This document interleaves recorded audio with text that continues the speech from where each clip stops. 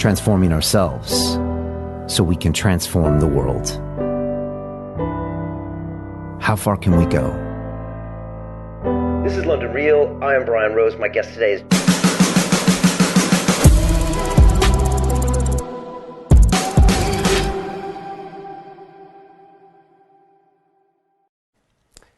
This is London Real. I am Brian Rose. My guest today is Dave Rubin, the American political commentator, author, and talk show host. Your show, The Rubin Report, is recognized for its politically incorrect and open approach to discussing fundamental principles such as freedom of speech. You have over 1 million YouTube subscribers and have interviewed guests like Sam Harris, Ben Shapiro, and Candace Owens. You started your show on the liberal network, The Young Turks, before you became disillusioned and split from the left, now describing yourself as a classical liberal. You've also toured with Dr. Jordan Peterson, hosting over 120 speaking events in 20 countries. Your newly published Don't Burn This Book is a New York Times bestseller that teaches the tools for freedom of thought. Dave, welcome to London Real. It's good to be with you. That was a nice intro. I'm feeling good about life suddenly. Good. That's my plan always. You know, before we get started, I just want to tell everybody that we are now streaming on our brand new Digital Freedom platform, which is a censorship-free, independent broadcasting system that is of the people, by the people, for the people, and it's available exclusively on our website at londonreal.tv. Just want to ask everyone now to please share this link via the sidebar to any and all of your social media channels. I always ask people to just ask your friends and family to give us 15 minutes and tell us what you think. Dave, I pledge to you and everyone watching us that none of this conversation will be edited, censored, removed, or banned, and that anyone in the world can watch this full version of the episode free at londonreal.tv/Rubin. Thanks to the generous donations of over $1 million from 27,000 people around the world that I affectionately call the London Real Army. For anyone wanting to become a founding member of our platform, they can go to londonreal.tv/freedom to donate and fight with us on the front lines to protect our human rights. Here at London Real, we've been a platform for free speech since 2011. And Dave, I'm super excited to have you here today. You know, I might kick off and just get some of your thoughts on this concept of censorship. You know, I had never been censored before up until about 6 weeks when we did a live broadcast here in the studio with a guy named David Icke, who's kind of known as a conspiracy guy. I've never really had much conspiracy people on my show, but I've always had these long-form conversations like you do. And we streamed on YouTube. It was the second largest YouTube stream in the world that day. And 30 minutes later, the whole thing was deleted and banned. And so we've been going through this whole amazing, weird journey of being banned on all sorts of things, deplatformed on LinkedIn, lots of things taken off of YouTube, Facebook, you name it. And just was curious to get your thoughts. I mean, it's a strange time now, and there's a lot of sensitivity around coronavirus, 5G, vaccines, don't get me started. What do you see going on here, Dave?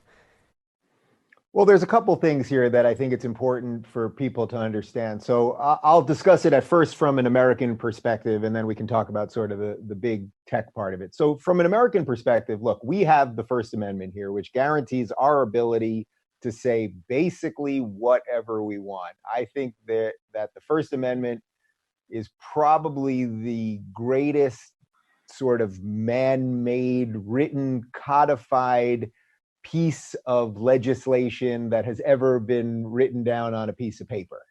The idea that you can say what you want, you are free to think what you want, you are free to worship how you wish to worship or not worship if you don't wish to worship, the fact that you can protest your government. These are wickedly amazing things that our founding fathers put into law and made the First Amendment, right? I mean, this isn't the Seventh Amendment, this is the First Amendment. Now, of course, in the United States, there are very, very limited parameters around that, meaning you can't call for direct violence to a person or a group of people. You can't just say, oh, let's go get those guys and kill them, or rally up troops to go kill people. So I think most of us can get on board that. You can't yell fire in a crowded theater with the intent of stirring up a mob. That's actually an important distinction, because technically you can yell fire in a crowded theater if it was a joke or something like that, but with the intent of creating chaos, you cannot do it. That's just like a little bit of an extra thing that a lot of people don't know, a little asterisk there. And then, of course, we have extremely, extremely stringent, tight laws about libel and slander, that you can't destroy people's reputations. but the laws around them are so tight that they're almost never used. It's very rarely used. So I think we have done what I would say are the best modern protections around freedom, period. Now, what you're referring to specifically, so I did hear about this interview being censored a few weeks back. I don't know the specifics of it, so I don't want to comment on the specifics of the topic necessarily. But in terms of sort of big tech censorship, what we're now dealing with is there's a secondary layer. So the government can say, hey, you can do whatever you want. That's just fine.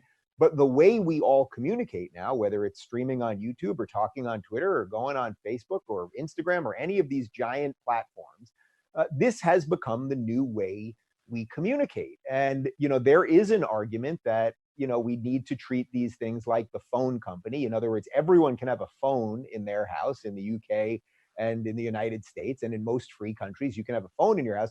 They can't take away your phone depending on if they like what you're talking about or not. Now, so that's a little bit more of a regulation, a government regulation argument. I actually don't love that argument because I fundamentally, and this is more my libertarian side, I fundamentally believe in human ingenuity. I fundamentally believe in competition. I believe that giant things that seem too big to fail almost always fail. Giant companies of the past that we thought were these monolithic things that would rule us forever, they crumble, then new ones come. Google will not always be Google. Amazon will not always be Amazon. Now, we do have a particularly unique situation right now because big tech looms so large over every part of our lives because of our phones that are in our pockets and microphones and cameras, and the fact that Google owns YouTube. Google's the number one search engine. YouTube's the number two search engine. They also, Facebook owns Instagram. Like, there really has become this giant business structure that is hard to also figure out, is that connected to the government? Is it the government? I mean, I think these are all interesting things to talk about. My personal preference would be that we find other ways around it using our mind, using our creativity, and that by being sort of small and nimble, that we can solve the big tech problem, as opposed to saying to the government, hey, you giant government have to fix this other giant problem, because then you just take two giant things and make them bigger. And, to take something from the Bible, it's like, well, David beat Goliath, right? So maybe Dave can beat Google. That's what I always say about this. And I don't just talk about these things. I actually put my money where my mouth is. I started a tech company myself. Sounds like you're doing something. I started locals.com, and we're building digital homes for creators where you own the content. We don't sell the data. You own the data. You set your rules. So if people are interested, they can go to rubinreport.com. Is the first. We've built out many of these communities, but that's the first example of a community. We've got live chat in there. There's no bots or trolls because it costs a couple bucks to get in. And I do think the next version of the internet is going to be behind some paywalls, because we all thought it was free, but they stole our soul. So I think there are solutions. We could probably spend 8 hours talking about tech censorship and the arguments on either side. Believe me, I hear plenty of good arguments for the regulation side of this too. And maybe there's a happy medium in there somewhere. But with an American election ramping up and everything else, it's like, this is in many ways, I think you could make an argument that this is a bigger issue than coronavirus in many ways, because right now coronavirus has us all trapped in our houses.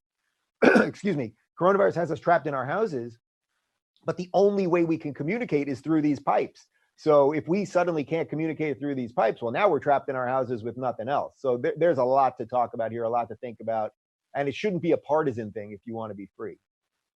Yeah, there was a lot you said there and some really interesting points. I mean, it really has become a public utility. If you go to YouTube now and watch any COVID-19 related video here in the UK, there's a NHS ad underneath it, and it's used as a communication tool more than anything. So to kind of ask for these, public utilities to follow the human rights is probably not too far. Do you think it's pointless to try to get Google and Twitter and these places to kind of honor a freedom of speech code? I mean, I know what you mean as far as maybe it's not worth getting the government to fight this other big company, but do you think it's worth that fight? Do you think we'll get anywhere? Well, I think you have to fight. I mean, I don't know what the alternative is. The alternative is don't put up content, or don't do what you do, or don't say what you say. So I don't think there's really an alternative. I think you have to fight. I mean, you probably see, I push YouTube all the time publicly on Twitter when they demonetize us or depress our views. And we know, Twitter shadow bans people. Look, they can't. See, I'm not a conspiracy theorist that I think that they're all sitting in a room figuring out how do we censor everybody and how can we make all this happen. I think it's sort of a complicit thing that happens when giant companies have so much power. So if you think of Google or YouTube, it's like they're sort of like the Titanic. The iceberg is there, but they're not nimble. They can't change quickly. So they can't make that move quickly to avoid the iceberg. The iceberg in this case, I think, is free people that are just annoyed at big tech, free people that want to live freely and have a right to privacy and the rest of it. So I think you have to push on them, and you just sort of have to hope that maybe eventually you will help guide the ship a little bit one way or another. The alternative is just to stay quiet or not to do anything about it, or then create competition, right? So I've created competition. I mean, other people are coming up with some interesting things based in blockchain and a whole bunch of other stuff. So create competition, do what you think is right, but I have no problem pushing on them. Whether they're, going to have a big board meeting and go, well, man, that Rubin guy won't shut up. We're going to have to change some policies around here. I'm not so sure of that. But I'll tell you this, look, I complained publicly for a while, and you may remember about a year ago, there was a YouTube whistleblower who said that my channel was one of the channels that was being suppressed. And that got me a meeting with Susan Wojcicki, the YouTube CEO. Now, it was off the record, and I'm not sure if anything really came of it to my advantage, let's say. But, I have been in a room with these people. They know who I am. So I can apply public pressure and hope that ultimately they do what is better for all of us. Yeah, it's going to be an interesting fight. So what we did is we ended up streaming another conversation with the same gentleman, but we did it on our own separate platform. We had 1.3 million unique people. We used the same guys that streamed the Super Bowl last year. And so that was kind of our statement. And I wrote an open letter yesterday, which we're trying to get signatures on, just to governments, regulators, media companies, because we have some strong regulators here in the UK, just trying to show that there's a force. And like you said, maybe we can get the Titanic to move. Maybe we'll get run over like the iceberg. But it's worth the fight. And so we're kind of running a hybrid thing. So we're streaming this on our platform because who knows? We might want to say something that might be censored. But I mean, it'd be nice to be able to work with YouTube because it still is, well, it's a utility for a lot of people, I'm sure. That's what I'm saying. It's like the reason I created Locals was because I thought, I'm not here to replace YouTube. I don't have illusions that I'm going to replace YouTube tomorrow. But what I wanted to do was create something first for myself that would allow me to be free. So meaning if YouTube and Facebook and Twitter, if they just took me out, if they did a digital assassination, which they could do on any of us at any given moment, that's just reality. That's not a conspiracy theory. You have to, it's like if you were financially planning for your future, you plan that some bad things might happen. You buy, if I live in LA, you buy earthquake insurance. I mean, you have to plan logically and think about your life in a full, honest way, rather than just be at the whim of people that don't necessarily care about you. And I'm not saying it's even their job to care about me. It's my job to care about me. So we created it because I wanted a digital home, meaning if I was taken out, my people know where they can find me. We've got iOS apps, we've got Android app, and we've built something that's really sleek and cool. And hopefully it's my digital seastead, to take a term from the libertarians. Yeah, well, funny enough, we're in the same thing. We are. That's a beautiful thing. Yeah, that really is a beautiful thing. I wish you nothing but success. It's like the more of these that pop up, fantastic. And maybe you guys will do something on the tech side that we're not doing, or we'll do something on the tech side that you're not doing. And there's all sorts of ways to work together, or to inspire each other, or to compete. These are all great things in a free society.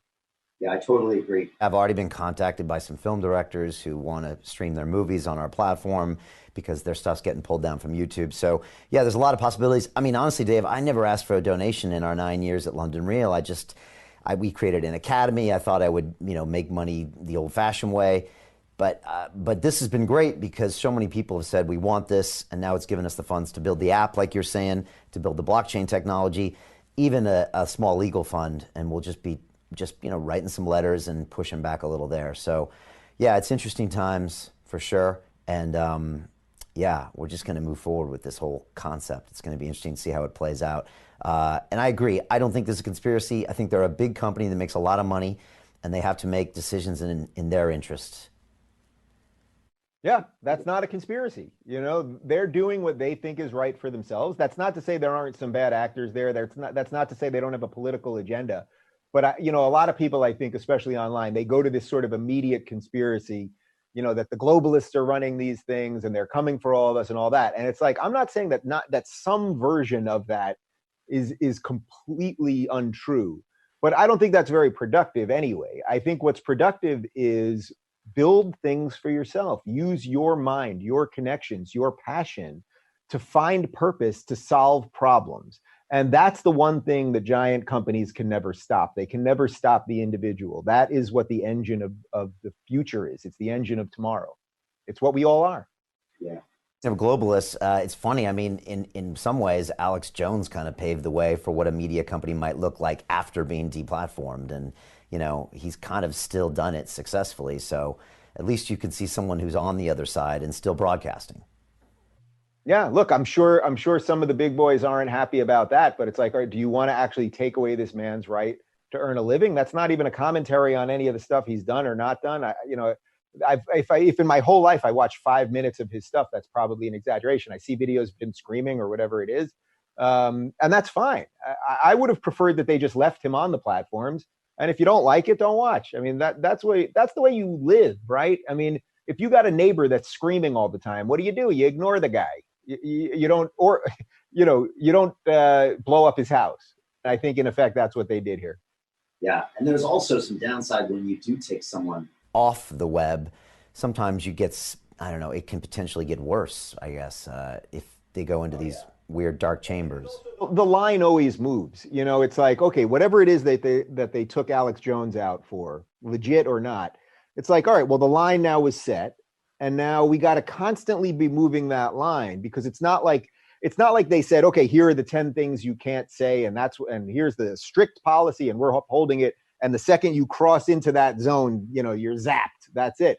It becomes this amorphous moving policy that keeps us all kind of paranoid. And I think that actually is what ends up leading to the conspiracy theories.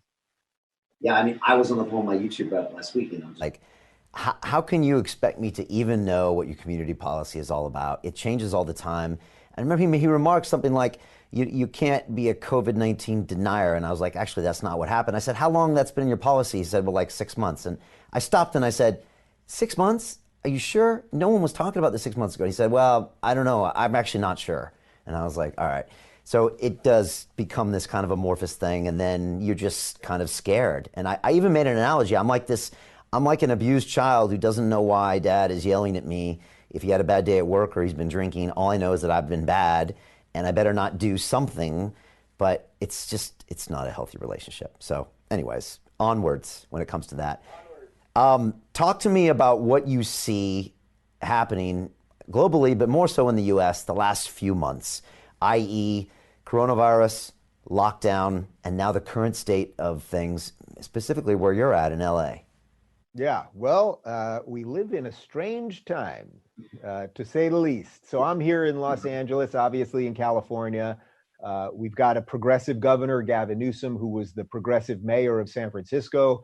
And for your listeners and viewers that don't know much about San Francisco, I mean, he turned what was the tech hub of the world and an incredible city that everyone loved, basically. He turned it into a dump. I mean, the drug use, the homelessness, sky high house prices. They forced out the middle class.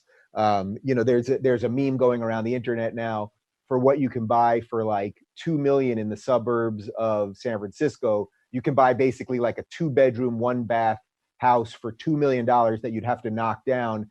But if you go to, Virginia, you can basically buy a 10-acre estate for the same amount of money. So progressive big government, high tax policies have absolutely wrecked San Francisco. And then what happened? Well, we made the guy governor. So now he has power over the entire state. We've got a progressive mayor in Eric Garcetti here, who also loves high taxes and big government. Right now we can't go to the beach. I'm told that maybe that soon they're going to let us work out at the beach, but we can't sunbathe. I mean, these policies are completely bananas, and this is consistent with what progressives tend to do. Once you give them power, they love exercising power. This is sort of the fundamental difference between those of us that are libertarian, and when I say libertarian, I don't mean you're part of the Libertarian Party specifically, but if you generally believe in human liberty and individual rights, you just want to stay out of people's lives and you want the government to stay out of your life. I think that's a pretty beautiful thing. Something we've done incredibly well in the United States, by the way. You guys have done it pretty well too. But I think we've done it in a uniquely spectacular fashion in the 230 plus years of the United States. I think what's happened here now is we have big government officials who love to exercise power, and most of us don't know what's going on anymore. We don't have trusted voices.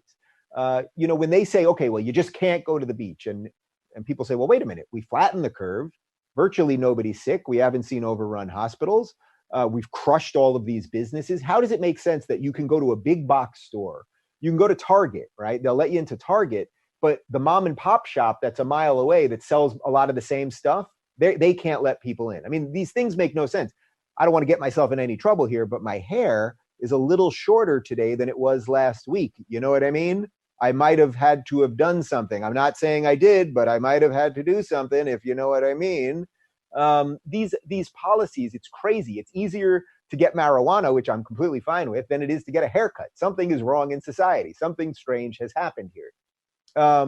What I'm concerned about is that we're going to have a very bizarre split in the United States. Now, I'm a states' rights guy. I believe in federalism, meaning that, from an American perspective, it's a wonderful thing that the governor of Utah and the governor of Texas and Florida and Omaha and New York and California can all do different things. They can all say, this is what our population looks like. This is the proximity they live to with other people.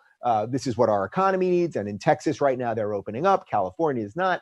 What I'm concerned about, though, is we're going to start splitting into different countries here. There's a beauty of the federal system, because then, the idea is if you don't like what's happening in California, you can move to another state. And if you don't like what's happening there, you can move elsewhere. That's an incredible thing. And it's uniquely American. And I really do love that. But what I fear is sort of we're going to have these totalitarian states, New York and California and a couple others. And then we're going to have the free states. And I think we're going to have massive population transfers. I think we have no idea what this is going to do to the economy. And even right now, to be quite honest with you, I'm thinking about leaving California. I love it here. It's 85 and sunny every day. It's beautiful here. I've built a wonderful life. This is my home studio. I have friends here. But I don't know that I can live in a place that is so incongruent with my beliefs. So we're in a mess. We don't have a lot of trusted voices right now. And do you just think it's just overdone? We would all be okay to get back to work. Do you think there should have been a lockdown, or do you think this is everyone suffering for the potential danger of a small few people that are going to be sick anyways? What I would say is we know something was happening, and we were told if we locked down for X amount of time that we would flatten the curve and then we could start getting back to life. Now, some states are doing it, but not all of them. The problem is that, we're being told that, if anyone dies, it's too many. And that's not real. Or if we don't have a vaccine, we can't open up. There's no vaccine for the common cold. People get colds. It's a part of life. But also there's something very anti-human about it, because life is risk. You walk out on the street when you open the door to your house, and somebody might punch you. You might get hit by a car or struck by lightning. Life is risk. The idea that we can mitigate all risk away is a dangerous, dangerous idea that's being used by people that would love to control it. So I'm not sitting here saying we overblew it. It sounds like we should be very thrilled, actually, that the numbers are way less than everyone predicted. That also isn't to say that there couldn't be a spike. Maybe Texas will open up now and we'll see a spike. But what I would rather see is states say, okay, let's have a mature opening up. We're going to continue social distancing, but stores can open. You can only be at half capacity. Beaches are going to open, but you can only be in smaller groups. If you're under 60, you can't go out, or, there's a whole bunch of things that we could discuss that would be a mature way of dealing with coronavirus. We seem to not be doing that. Instead, we seem to be saying either you open up or you close. And the fact that I live in one of the states that seems to be the most inclined to stay closed until a vaccine happens, which can never happen, is worrisome, because, right now they just told us another 3 months. But it's like, well, all right, so now August rolls around. What's to stop them from saying, okay, till the end of the year? I just don't have faith that we have the right people making the right decisions. So again, that's not a conspiracy theory that coronavirus was made up. I'm looking at the information and I'm going, well, how can we try to free ourselves? I think that is the type of people we should have in government and in public policy. I don't know that we have enough of them. Dave, if this happened 50 years ago, what do you think the reaction would have been? I mean, my question is that kind of the atmosphere of extreme political correctness, has this changed the fundamental reaction to this virus? That's a super interesting question. I think the American ethos was different. The British ethos was different. Every country had a different ethos at that time, 50 years ago. So we're post World War II. There's a stronger feeling of independence, maybe national pride, a whole series, a pre-internet world, a pre-cable news world.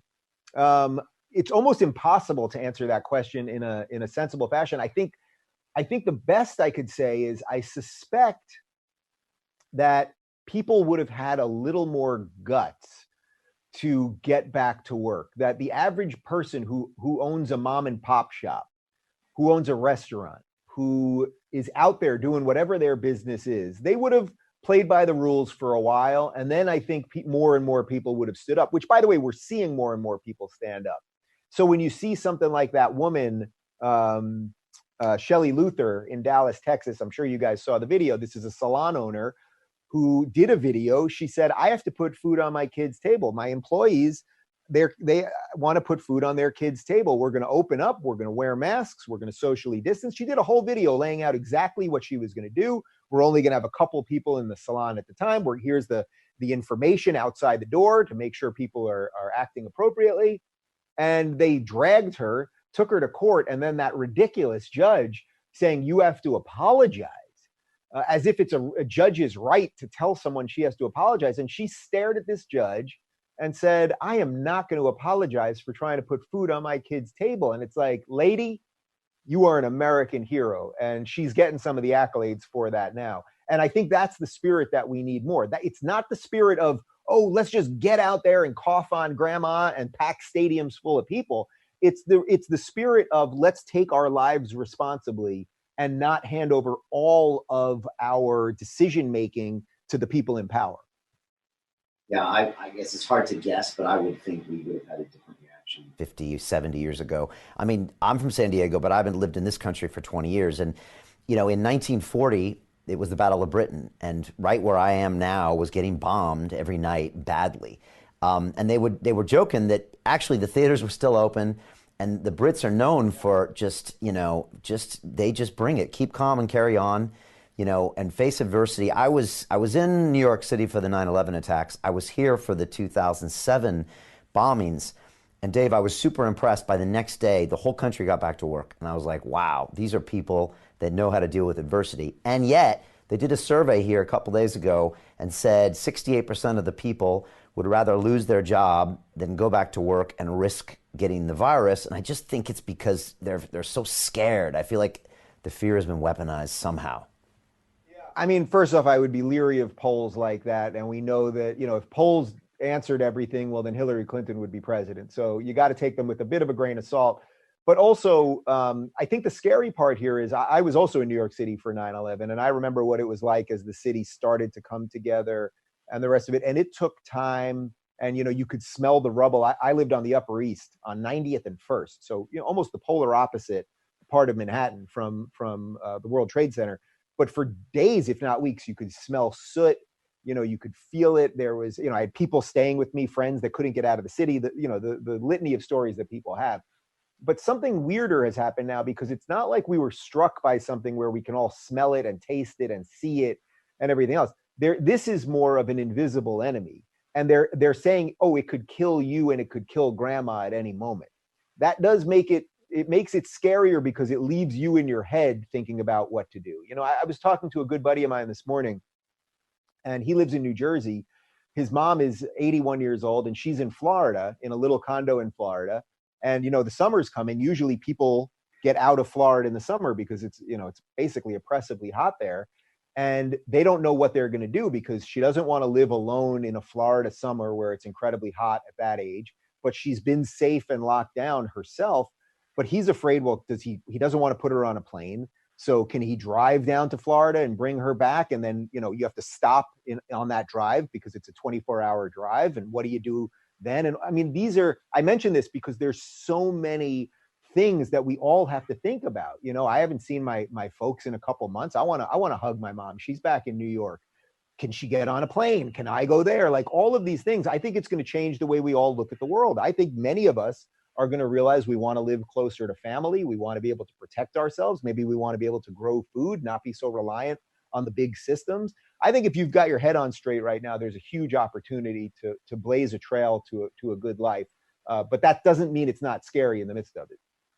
Yeah, it's going to be interesting times in the next 12 months to see what people do, what industries survive, what the states do. But I've heard a few people saying, I'm ready to move to Texas. We saw, Dana White from the UFC go to Florida to hold his event. So, people are going places where they feel comfortable with the governments there, which, like you said, I guess is that beautiful thing about America and rights. And yeah, I was in the East Village when that happened. And I always tell people it smelled like, what I thought was dead bodies and jet fuel for a week or two. And it was a horrible experience, but also I'm really glad I was there for some reason, just because it allowed me to see what was happening. I wonder if you could explain a bit about your background to get you to where you are now, because you've got a really interesting story. I think some people might have watched a really famous video of you saying why I left the left, but I just think your journey is really interesting because it shows people kind of a new type of person out there. And again, 20 years ago, it was very black and white. You're either on the left or you're on the right. But to see your journey is kind of a story that talks a lot about what is the left and right. So I don't know if you could give us a quick version of it. Well, it's kind of interesting because I think the thing that really put me on the map over the last 5 or 6 years is that I was just open about my journey. I mean, you can watch videos on YouTube that are still on there from 5 or 6 years ago where I'm supporting Bernie Sanders and I'm telling you I agree with everything this guy says, basically. And now I think those are truly like the worst sort of toxic ideas that we have in the West, the ideas of big government, of socialism, of identity politics, all the things that I rail against now. So I think partly what allowed me to do this, the reason that me, the reason that when I go to a supermarket, people say hi to me, or when I've been to London touring with Jordan Peterson and people knew me on the streets, it's because I was just open about what I was thinking. That really is it.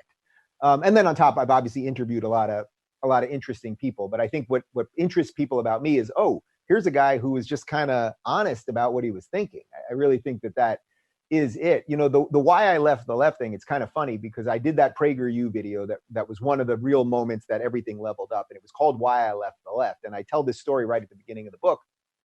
But in that video, the PragerU video, which has something like 20 million views, I think it's their second most viewed video, I never said I left the left, actually. I was condemning the left. I was saying the left is no longer liberal. But everything that I had said publicly to that point was saying, hey, I'm on the left, guys. Let's fix liberalism. Something's really wrong here. And when I woke up that morning, I got my phone. I'm laying in bed and I see a push notification, PragerU, Why I Left the Left. And I was like, uh-oh, is that me? And I opened it and I was freaking out at first. Ways that they were stealing part of what my message was, which is I'm on the left and I want to fix this. Now, quickly, within a half hour, I looked at the comments and I saw so many people, and then Twitter blew up. I saw thousands and thousands of people that were saying, this is exactly how I feel. I'm a disillusioned lefty. I'm an old school liberal. I'm what we used to call a blue dog Democrat, a JFK liberal, a great classical liberal tradition that you guys in the UK know all about and have, I think, a stronger sense of what that actually is. So I quickly sort of embraced it. I felt I had no choice but to embrace it. And to be totally honest, I mean, at this point, obviously, I'm not on the left. I don't make any bones about it. I have embraced that I have left the left. I tried to fix it from the inside. And by the way, I still do see a couple decent liberals trying to do it. I have seen no evidence, not even the slightest shred of iota of evidence that it can work or that it's effective or anything else. So to just briefly tell you about my story, look, I was born in Brooklyn in 1976 when Brooklyn was old school Brooklyn, not hipster barbecue Brooklyn that it is now. I grew up then after a couple of years in Long Island. very middle-class family. My dad worked in Manhattan. I talk about it in the book. He took the Long Island Railroad 2 hours a day, 5 days a week for roughly 40 years. He just retired this year at 71. So the man spent about 2 years of his life commuting back and forth. We did the math on that. And why did he do that though? He did it because he grew up in Brooklyn in a sort of lower middle class family, and he wanted to do the American dream, which was get to the suburbs, live a middle class and then in some ways upper middle class dream, which he accomplished. That's what America is all about. So my family was always very argumentative about politics. Every holiday, whatever it was, we'd have 40 people around a table, the kids' table. Everybody was screaming and fighting and all this stuff. And then, I mentioned this book, but it's not a joke. Dessert would be served and then everyone would just stop. It was like, okay, we argued about abortion. We argued about foreign policy. We argued about Bush and this and that and Clinton. And then it was like, all right, well, we're family. So who cares about all that stuff? And I think I didn't realize it till writing the book, but that concept of being able to talk everything out and then just let it be, like it's not a referendum on how we feel about each other, that was very much part of what I grew up with. So I think what happened was when I started seeing that the left was, the left who purported to be tolerant and open-minded and for open inquiry and freedom and diversity and all of these things, when I saw them labeling everybody a bigot and a racist and being completely intolerant of any idea that you had that didn't match up with what they had on that given day, what I quickly realized, I suppose, is that, on the right, you've got libertarians, you've got conservatives, you've got old school liberals, whatever it is. You got people that are willing to agree to disagree all the time. In this book, I take a pro-choice argument. That is like the biggest no-no for conservatives. That is the one that they will not negotiate on, period. Yet, you know what? I'm getting endless love from conservatives and I'm getting endless hate from lefties. And the reason for that is conservatives their whole worldview, and people on the right, their whole worldview is not wrapped up in politics. They either have a religious view of the world or some other philosophic underpinning, which I talk about later in the book in the chapter about Jordan Peterson, that allows them not to view the whole world based on how they feel about things. So I've gotten tons of letters from people going, Dave, I'm a conservative and I love the book. I think you're wrong about abortion, but I'm happy to, support you and let's keep talking. Ton of email like that. From the left, I'm getting just endless hate. So even if I take the gay marriage position and I take the pro-choice position and I'm against the death penalty and I'm for state education and a whole series of other things, all I get is hate on that side. So that does tell you that the imbalance, a lot of people say, oh, well, the left is as bad as the right is as bad. And it's like, no, that's a very simplistic way of looking at things. This goes back and forth. The left used to be great on free speech. Berkeley in the 60s was the left. But it is not equal to just look at it and be like, oh, they're bad and I'm better than that. It's not true. The right is just way, way better when it comes to, I would say, the foundational principles of the West and freedom in general, at least at this moment. It won't always stay that way probably, but at least right now. And you dedicate the book to Ben Affleck, and when I saw that, it threw me at first, but then I looked into it and found out why. The reason I bring it up is because I think it's a great example maybe of what you're talking about. Can you tell people why it's dedicated to him? Yeah, so to be very clear, I do not know Ben Affleck. I have never met Ben Affleck. I'd be happy to have coffee with Ben Affleck. I do not think he was a great Batman, and I don't think he thought so either, which is why he's not doing it anymore. And most people didn't think that. So what happened was, this is about 5 years ago, as I had been thinking a lot of this stuff. But sometimes in life you're thinking something for a while, but you don't quite verbalize it. You're trying to piece together the whole thing. And what I had been thinking for a while was something is wrong with this equation. It can't be that we are so great, us lefties, and everyone who we disagree with is a bigot and a racist and a homophobe and the rest of it. The math didn't work out anymore. It's too easy. How could this possibly be? And I had been thinking that for about a year. And then I was watching Real Time with Bill Maher. And Bill Maher obviously has been basically our most outspoken lefty here in the United States for the last 3 decades. There's no one that has staked out the liberal lefty position more publicly than Bill Maher for at least 30 years at this point. And at least, maybe somebody politically, but in terms of culture and everything else, television, Bill Maher, number one for sure. Sam Harris was on Bill Maher's show that night. I did not even know who Sam Harris was at the time. They said that this neuroscientist was on the show. Guy's wearing a nice suit. He seems very mild-mannered. And he's on there to promote a book called Waking Up, A Guide to Spirituality Without Religion. I've got the book right there. And they're talking about what is a very simple but important concept, that you have to be able to separate ideas from people, meaning we should be able to criticize all ideas.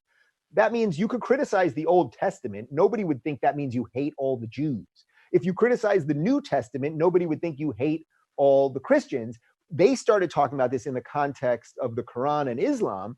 And basically, of course, you should be able to criticize the ideas of the Quran. I mean, any set of ideas, whether it's a religious set of ideas or a political set of ideas, it's just a set of ideas. You could criticize the Democratic Party platform or the Labor Party platform. That doesn't mean you hate every member of Labor or every member of the Democratic Party. You're criticizing ideas so that you can hopefully get better ideas to climb up the totem pole, right?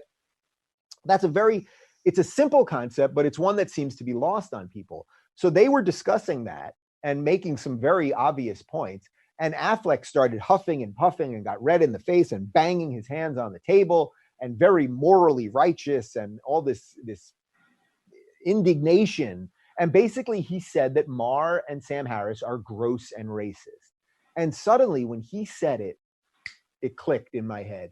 The thing that I had been trying to work through, that I couldn't quite place it all, suddenly it was so obvious. And maybe it was because he was an A-list actor, and here was Bill Maher, a guy I had admired for so long. But because nothing that they said was gross nor racist. Everything that they said was full of nuance and decency and all of this. And what happened was, over the next few days, everybody on the left, HuffPo and BuzzFeed and everybody, is suddenly calling Bill Maher racist. And it's like, wait a minute, this is your guy, the guy who's been fighting for your causes forever. Just because an A-list actor calls him racist, now he's racist. And then they're calling Sam Harris racist and everything else. And it's interesting because that moment, which there's several clips of it on YouTube that have been seen millions and millions of times. I have talked to people literally in Egypt who saw that on YouTube the next day and had their own political awakening. And there was just something about A-list movie star, top tier TV show, and just the obviousness of it that cracked people. So I use that in the book as one of 3 examples of when I cracked. That was the first of 3, actually, of when I really started waking up to the overly emotional, childlike way that much of the left views the world and certainly views conversation. The next move for you was to kind of start your own show and do things your way and just blaze off into a place where not many people had.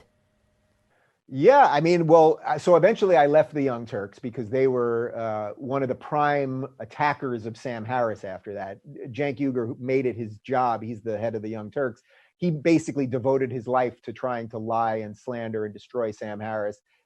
Sam was gracious enough to do a 3-hour interview with Cenk, and the whole thing is, people can watch it on YouTube. I mean, it's abomination. About 18 minutes in, Cenk says that he doesn't believe in probability theory, and you can sort of you can see Sam's face, like, come on, man, like, you don't even believe in math, like, you just believe in emotion.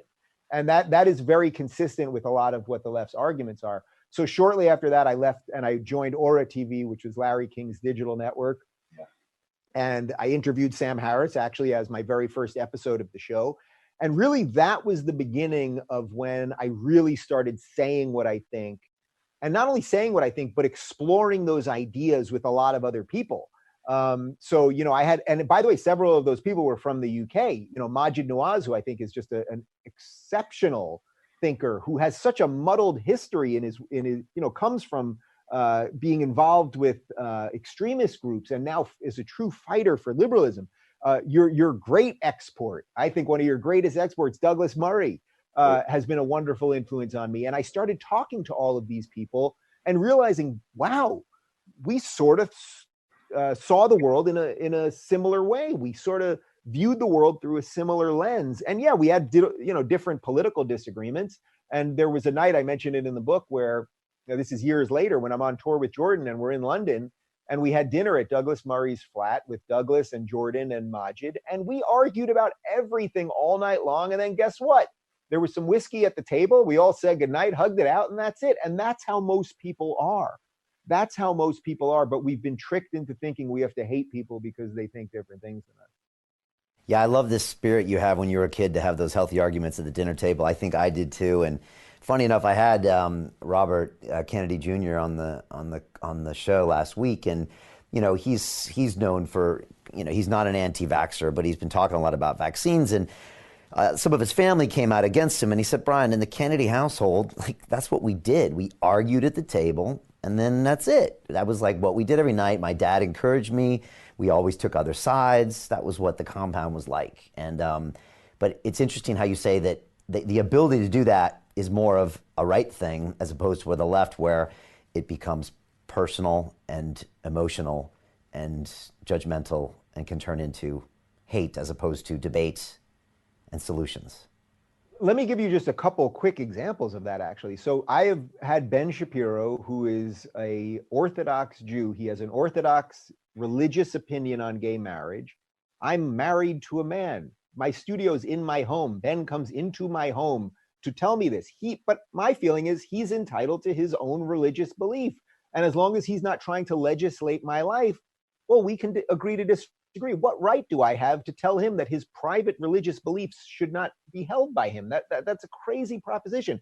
So I've been able to do that, and Ben and I have been able to forge a friendship. Is he going to be my best friend in the world while he has that religious belief? Probably not, but we want to live in a similar world. I've had Glenn Beck in here. Glenn Beck is pro-life. I am pro-choice. We've agreed to disagree. I've had Dennis Prager in here. Dennis is very forcefully for the death penalty. I'm against the death penalty.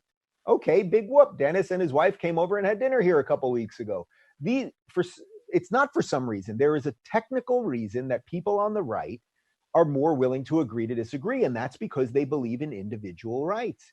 And as I said earlier, a philosophic belief that their worldview is not only political.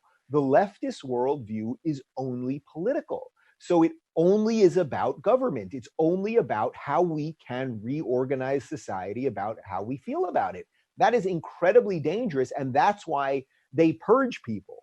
They endlessly purge people, because then suddenly you go, I'm with you guys on 9 of these things, but this 10th one, these 8-month abortions, that's a bit much. And you know what they'll do? They'll kick you out. And then the pro-life people will say, hey, you want to talk about it? We're good. Let's do it.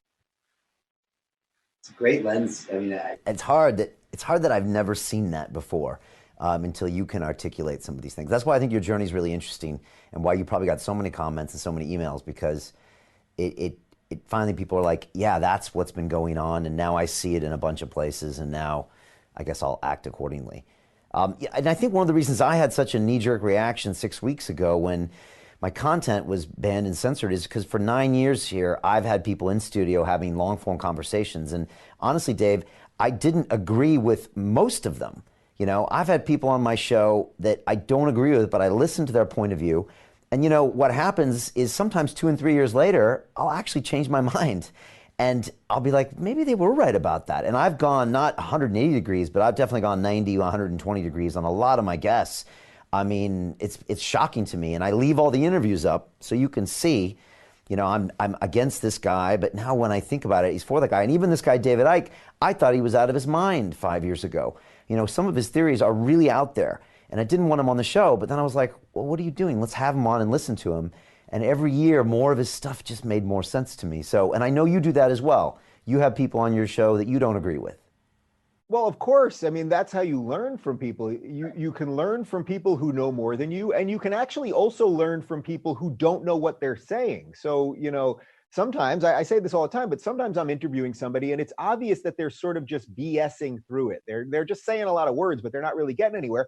And what I find is you can actually watch them kind of tie the noose around their neck. And by the end, you're like, that's a pretty unimpressive set of ideas. That doesn't happen often on my show because I try to select guests that I sense do know what they're talking about. But the counter side of that is if I get to sit with Jordan Peterson, I get to sit with Sam Harris, Douglas Murray, these brilliant people. It's like, what a joy that is for guys like us, that we get to sit with people who are experts in their field with incredible worldviews.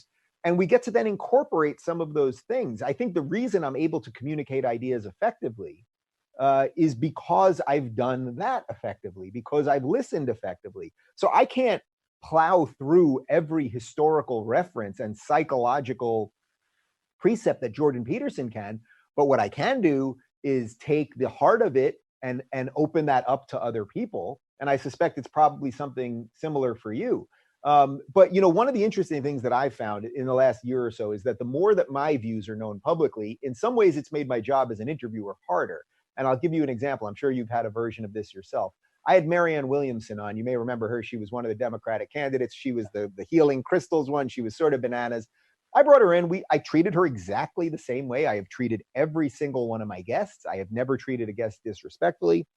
But something interesting happened. About halfway through the interview, she was saying all of this collectivist stuff, about reparations, and white people should apologize to black people, and all of these things that are completely counter to my view of the world.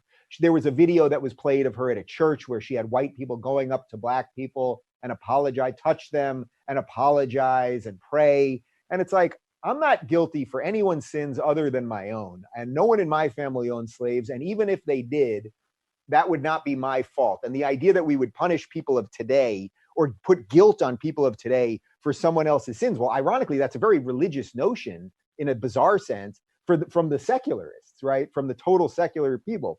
So anyway, about halfway through the interview, she was saying a ton of stuff that just was completely against my worldview. And I thought, if I don't say something right now, my audience is going to think that she just steamrolled me here. So I stopped her about halfway in and I said, Marianne, I just need to say that we just have a fundamentally different way of viewing the world. You're a collectivist and I'm an individualist. I said, that's just fine, but I have to say it so that the audience can know that when you're saying all of these things, I'm not agreeing with you. And then we continued with a respectful conversation. Ironically, after the interview ended, the second the camera went off, she suddenly was like, I really do like a lot of that libertarian stuff that you're talking about. And I was like, well, why didn't you say that on camera? And I don't know if you know this, but she was on another show during the election campaign, and they caught her on a hot mic moment. And she's talking about how evil the left is and how much hate she gets from the left and that she doesn't get any hate from the right. And she goes, I know why the right calls them godless now. And it's like, well, isn't that interesting, lady? Maybe you want to say some of that on camera instead of telling us that white people have to, apologize for things that they never did. So I do find that version of interviewing has become a little more difficult at the moment. And, I'll keep learning and figuring out ways to mitigate that. Yeah, it's a new medium, really. So there's no rules. What feels comfortable and constantly evaluate. It's interesting, like with Marianne, and she's been on our show twice, but one pre running for president. And then the first one was like 5 years ago, and then one a couple years ago when she was thinking about it. But do you think that, like, for example, take her example, many people, they just get married into their politics and then they can't change. And so they just get stuck there, and then maybe they even find a way to justify their world around it to stay there because you can't leave. I mean, you're one of the few people that decided to leave, and that way she maybe harbors those feelings. Well, I think there's something to that, and I think it also has to do with self-protection. She knows if she was to start speaking up, when that clip went viral, the hot mic clip where she's talking about how bananas the left is, she was getting pillared by the left. Nobody on the right was attacking Marianne Williamson. They were making fun of the energy crystals and talking about love all the time, but nobody was trying to cancel her or destroy her. The left takes their own people who dare say one thing that they don't like and they try to destroy them. Bill Maher is such a great example of this right now because Bill Maher, as I said, he's basically our last liberal in the United States, maybe besides B.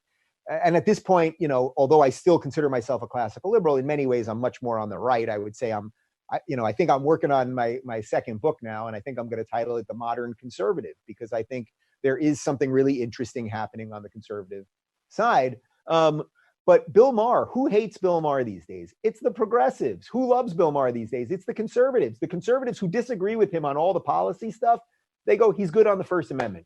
He's good on free speech. That's good enough for us. And he's protected by the conservatives now, and who are constantly trying to destroy Bill Maher and telling everyone that he's a racist and a bigot and getting him canceled from HBO. It's the lefties. It's fascinating stuff. Let's talk about the book. It's got 10 chapters, so some good stuff in there. I definitely want to talk about the mentorship stuff at the end and Jordan Peterson. But some things that really struck me, I mean, this think freely or die, really important thing. That don't worry, you're not a Nazi. We've kind of talked about that a little bit. When you went to write this thing, what was the main goal? So the main goal really, and most authors know this. You start doing one thing and then it kind of morphs into something else. And then you talk to your editor, and before you know it, chapter 6 is chapter 1 and chapter 2 is chapter 9. And, it's sort of like a jigsaw puzzle of putting it all together. The main goal is that I want people to think for themselves. And that's it. I say it at the end of the book. I lay out all of my political positions in this book, and I'm happy to defend any of those positions if you want to discuss them. But I'm not trying to make everyone think what I think. I'm really not trying to convince conservatives to be pro-choice. And I'm not trying to convince lefties to hold some opinion that they don't hold. What I'm trying to convince people to do is think about the issues. Think about why you think the things that you think. Are you willing to accept facts? Are you willing to change your view? And I suppose more importantly than anything else, do you have a cohesive worldview that lets you make decisions that make sense? So when I say before about the right believing in individual rights and usually some sort of having a religious notion to life, or what our founders had more than anything else, which was they said we had God-given rights. Rights didn't come from us. There are things before us that now all the best we can do is set up a government to protect those things. The left, because they don't believe that, they believe, oh, we can do whatever we want and we can create perfect systems of government to make us all equal or something. Well, that always leads to disastrous outcomes, which is why every time socialism is tried, a lot of people die in the name of socialism, right? I mean, Thanos from the Avengers movies, what was Thanos trying to do? Thanos said, hey, here's a universe of finite resources and none of you are going to do it. I'm the good guy. What am I going to do? I'm going to wipe out half the living creatures in the universe so that we can continue. He thinks he's the good guy, except killing half the things in the universe is not the good guy. But that's what socialism does. It promises you this utopian future. And then, yeah, you're going to have to do a lot of bad stuff to get there because you can't be perfect. We can't create a perfect system. We're not perfect. There's no perfect human. So the idea that we could collectively create a system that's going to be perfect for all of us is bananas. The best we can do is try to create a system that gets out of our way. And this is what I would say the classical liberal view of the world is. You create a system that gets out of your way, that has some guardrails to protect against the extremes. I think that's the best humans can do. And that really is the idea that I want to get across in the book. It's almost like a manual of kind of showing you how you can navigate this current world. So think freely. Don't worry, you're not a Nazi. I love that. Learn how to spot fake news. Can you talk about that? Because that's interesting. Yeah, so in many ways, that's the most important chapter because as I said before, when we started, this idea of big tech controlling us and we're in this information war now. And it's like, if we can't get any of these ideas across because of fake news or big tech, well, we got a big problem, right? If it's one thing, if you know these ideas privately in your bedroom, but if you can't get them across or if the media is lying about ideas and current events all the time, well, we have a real problem. So I lay out 4 types of fake news in there. The one that I think is the most interesting to talk about. So when people think about fake news, they go, all right, well, it's a fake, just a made up story. That's like the easiest version of fake news. I think another scary version of fake news is when a headline is different than the body of the article. We see this all the time.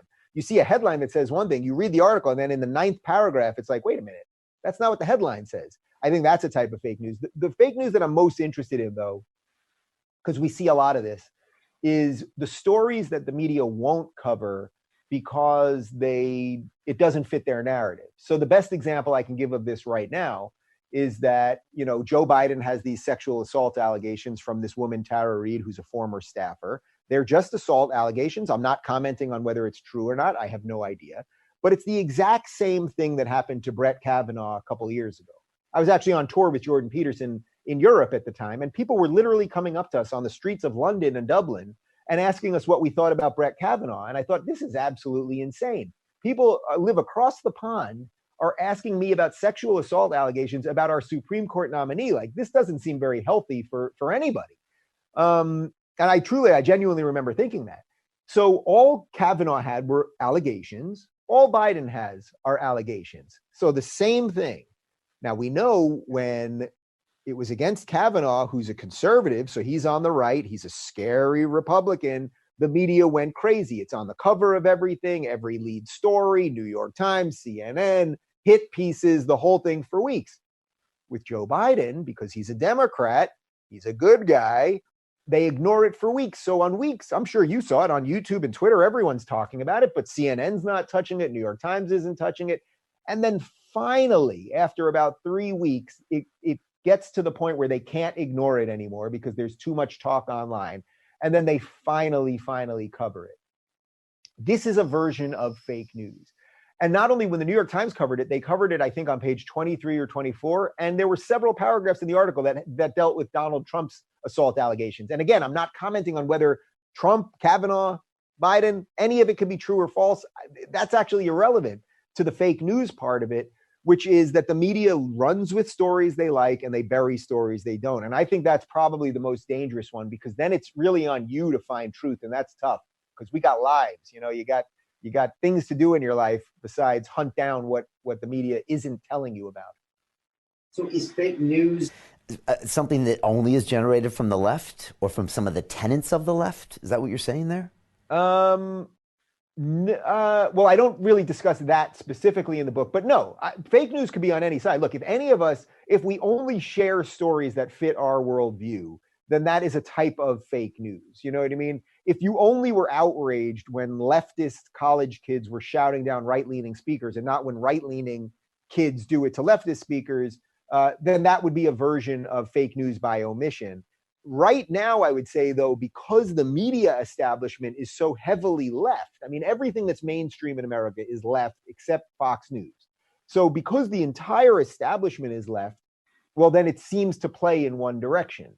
If a Republican senator does something bad, they're going to be destroyed. If a Democratic senator does something bad, they're going to sit on that for a while. So I don't think this is a right or left issue specifically, as much as it's a media bias issue, meaning that most of the people in media are lefties. The New York Times like this 10 or 20 years ago? I mean, I get this a lot. I still hope for this thing. I still read it, but it still frustrates me on a regular basis. And I am not a classic conservative. I'm not any of that stuff. But 4 or 5 years ago, I started just reading it, and it just seemed so biased what they were saying. But I still read it. Look, I've heard from people inside the newsroom that the entire thing has become a woke disaster. From people that are well placed there. Yes, the reporting has become ridiculous. So my book came out 3 weeks ago now. So in the 2 weeks that the Times bestseller list has come out, we've been on twice, so we're 2 for 2. But one of the things that people don't know is that the Times bestseller list is completely manipulated. You think you're reading a bestsellers list, meaning they're putting it in the order of the best-selling books. That's not true. On the first week we were on there, we should have been either number 3 or number 4. They put us at number 10. The numbers are public as to who sells the most books, but they don't print the numbers there. So even when they're even manipulating numbers in terms of things like bestsellers, this week we're number like 13 or something, and number 7 or so sold 800 copies. We sold thousands and thousands of copies. So I'm not even bringing that up to pat myself on the back that I'm on the list. I'm bringing it up to tell you that even when they tell you their bestseller list, they're not telling you the bestsellers. They're telling you their manipulated version of the truth. So if they're doing it with that kind of stuff that should be so cut and dry, you can only imagine what they're doing on the editorial side. Yeah, and I kind of see it. Just finish with the book. There's some great chapters in here. Some of we covered before, like Check Your Facts and Not Your Privilege. The Find a Mentor, I was really surprised to see that at the end. But then I also know you had a relationship with Jordan Peterson. You still do, I'm sure. Tell us why that chapter and tell us about mentorship. Yeah, I did not expect to write this chapter. This was not in my original outline at all. And as I got closer to the end of the book, I realized that there were things that I was saying in the previous chapters, the previous 8 chapters, that were echoing Jordan in some ways. My book is more political than 12 Rules, meaning, his book is more about self-help. But in many ways, I'm extrapolating the political realities once you start doing those things to fix your life, to stand up straight with your shoulders back. And as I was understanding that, I thought, a lot of people would love to know what that year and a half was like, to be on tour with the preeminent public thinker of our time. And I did learn lessons. And, it's like, I call him my mentor, but it's not that we sat down like a Jedi Knight and a Padawan learner and he gave me lessons. He didn't take me out to Dagobah and I didn't get on his back and swing on ropes. I tried that. He wasn't interested. It wasn't that. Really what it was mentorship, I think, by osmosis. I spent a tremendous amount of time on the road, in cars, in planes, in hotels, at dinners, with a man who was changing the world. And how was he changing the world? Well, he was changing the world by his thoughts and his actions, and by expressing the views that he felt were true. He started organizing the world. He talks about chaos and order, and he was adding order to the world. I think he's still, he's dealing with some stuff personally right now, but his words are still adding order to the world, a world that is very much in chaos right now. So that's really why I wrote the chapter, and I tell some fun stories about what it was like to be on the road with him. And I mentioned the story that I told you earlier about Douglas Murray's apartment with Majid Nawaz, and that, Jordan, there was a cat there, and one of his rules is, if you see a cat on the street, you should pet it. And in effect, what that rule is that, stop and smell the roses. And we went to this dinner at Douglas's place, and we have a great night. It's like 4 hours in, and I had drank quite a bit, and I'm pretty drunk, and I'm looking there, and there's the cat, and I'm going, man, Jordan has not pet this cat. And if he doesn't pet this cat, is the whole thing BS? Like, what's going on here? How's he not going to pet this cat? And we're putting on our jackets, getting ready to walk out the door, and the cat's bed is right by the door. Jordan's very, very tall and lanky and thin, as you know. It's probably about 6'2". He gets down into into Indian style position, basically into the cat's bed, and sits there and just strokes the cat as we're all saying goodbye. And I thought, all right, he's the real deal. The guy is no BS. That's obviously a bit of a joke, but it's also like, I never saw him break one of the rules. He tried to put his best foot forward into the world. And I think the more that we all do that, and, I'm trying to do it right now, and we all have brief moments in life where you do it well, and then you have moments where you don't do it well. But I think the more that we all do it, the more we can add to the order and take away the chaos. Yeah, it was impressive for me to meet him, and he just seemed like a really congruent guy, like you said, with what he spoke about. Douglas Murray actually had moderated the conversation the night before. I hadn't really heard of him before, and I actually didn't know much about him because he just moderated. But when he came here in the studio, maybe about 6 months ago for that recent book tour, he blew me away. I was like, wow, yeah, again, proud to be British, knowing that Douglas Murray. I had Douglas Murray sort of over my shoulder the entire time I was writing, because as I was writing, I was like, Douglas is such a great writer. What would he think about this? So I think I made him proud. I hope so. It's good to have mentors like that. I was also watching Jordan go on this tear, and, he went 2 years like nonstop. And I remember talking to him when he was here. I'm like, your schedule was just back to back to back to back, and I never saw him take a break. Do you think he just gave too much? And is he doing okay? And I know everyone is expecting him back and wishing him well and all of that stuff. Yeah. So I have to give you the answer that I give everybody on this, which is I can't reveal anything that is not public, obviously. I saw him a few months ago. I will tell you that we emailed last week. He's getting better. It's going to take some time. He's finishing up the next book. Just give him some time. He will get there. I don't really want to specifically comment on why I think it happened. Look, he was always upfront about taking this anti-anxiety medication. He would talk about it on stage. So it's not like he was, secretly taking pills on the side or something like that. Although it was nobody's public knowledge. It was for nobody's knowledge other than his own. He was upfront about taking this. We found out in the middle of the tour that his wife had what they thought was terminal cancer. I was with him when he got the phone call. I think we were in Des Moines, Iowa. And yet he kept going and going and going. The guy's not perfect. He upped some of the medication, which he shouldn't have done. And it caused sort of a reverse reaction where you take some of these anti-anxiety things, and then when you take too many or you cross a threshold, it actually causes an anxious reaction for an anti-anxiety medication. It's sort of counterintuitive, but that's what it does. He will get better. He will get better. He will be back, and the world could use him. Yeah, definitely. You met President Trump recently. What was that like? So I did meet Trump back in December. It was 2 or 3 days after he had just got impeached, which feels like a lifetime ago. And, all the news the whole time is the walls are closing in. Trump is paranoid. Trump is afraid. Trump knows they're going to get him, which is what they've said every day about Trump from the beginning. I was at Mar-a-Lago, which is his country club in West Palm Beach. I had been speaking at an event earlier that day that Trump spoke at. And I had met Trump Jr. there, and we've become friendly, and he's been on my show. And he said, hey, would you and David, my husband, like to join Kimberly and I for dinner at Mar-a-Lago tonight? I said, of course we would. We go to Mar-a-Lago. It's the security is crazy, that whole thing. We walk in, there's about a room of about 60 people having dinner. We get taken into the private room. There's about 20 people. We have dinner, and sitting right next to us is Trump, and he's with the First Lady, Melania, and Rudy Giuliani's there, and a few other people.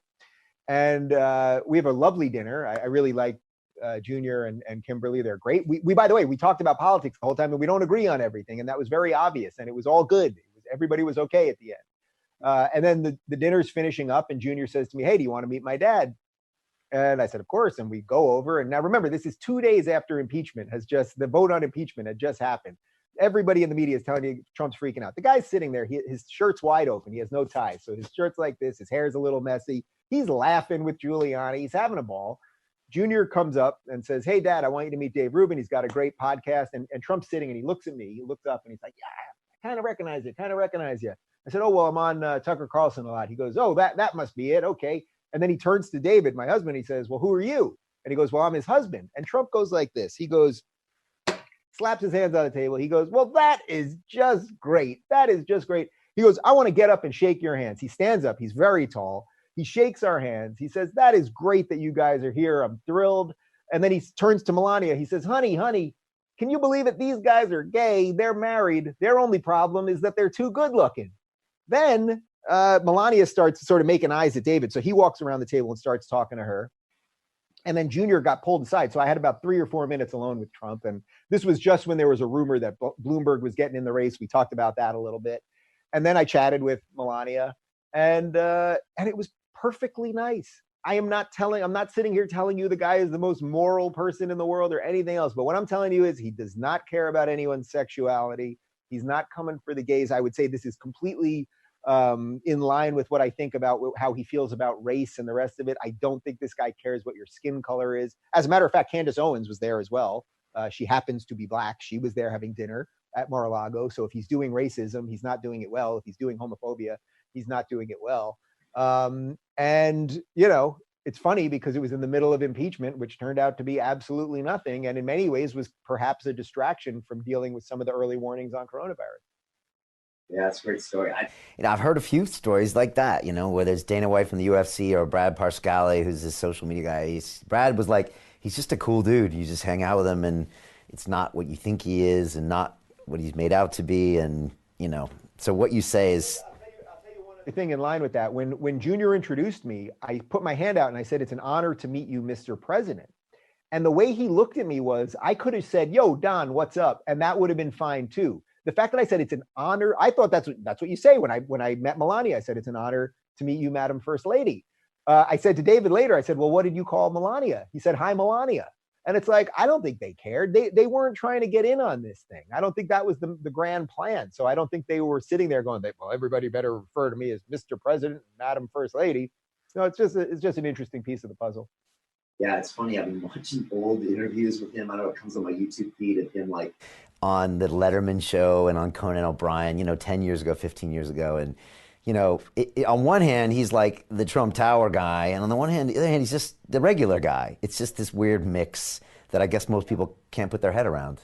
So I always tell people, it's like, how is it possible that this orange man with crazy hair is more real than any of the Democratic candidates?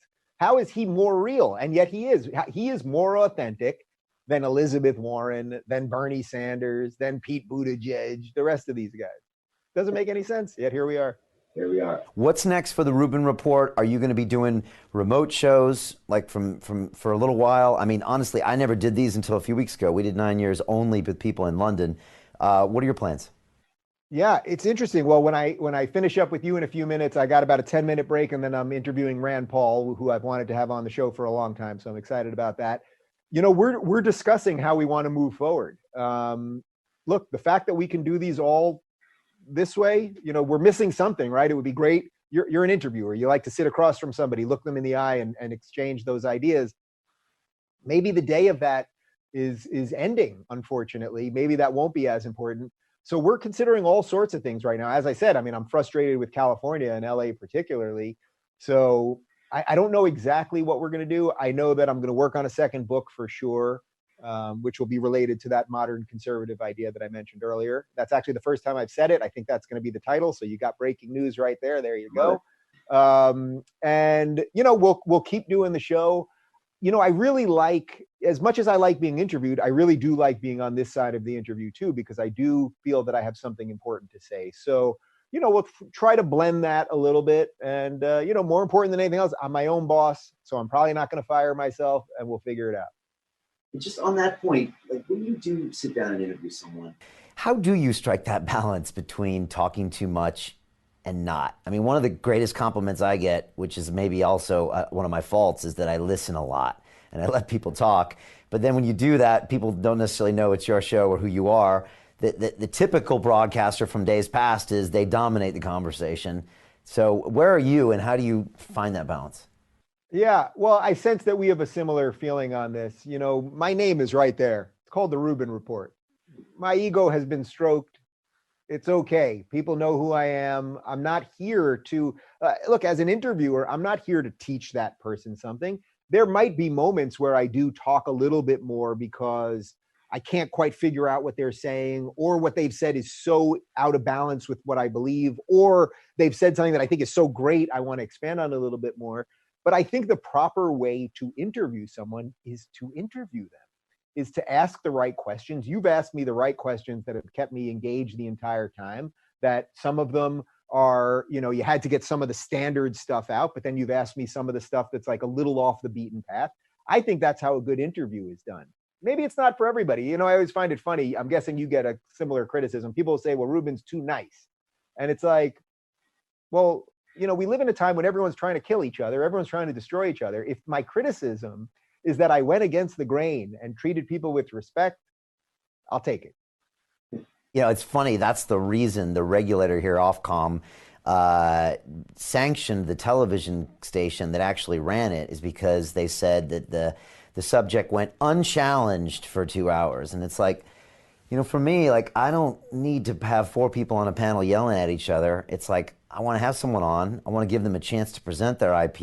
I want people to absorb it and discard it if they want. My job is not to counter everything they say, yell at them, or disagree with them. I should be there to check them, to put my point of view in. But I mean, if they're invited on my show, they should be able to talk. That's what I think. So there's a funny thing that you guys have in the UK. What's it called about that counterbalance thing that you're supposed to have to ask certain questions to balance it out? There's some, like, is that a law or a? I think on like the terrestrial broadcasts that are regulated by Ofcom, I think there has to be some balance, or on the BBC or something. But yeah.